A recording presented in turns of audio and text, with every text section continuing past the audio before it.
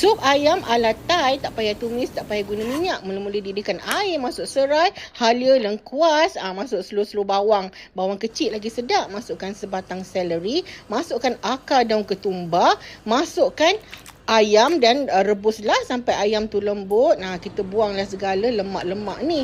Kita kan nak sihat tahun ni kan. Kemudian kita masukkanlah stok ke pati ikan bilis. Pati ayam lah kan.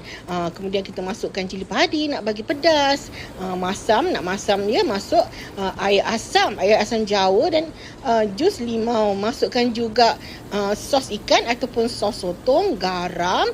Masukkan tomato nak bagi lawa, tabur daun ketumbar dan last sekali taburlah dengan kasih sayang bawang goreng. Dah siap dah sup kita. Alamak, Kak lupa masuk daun 5 purut.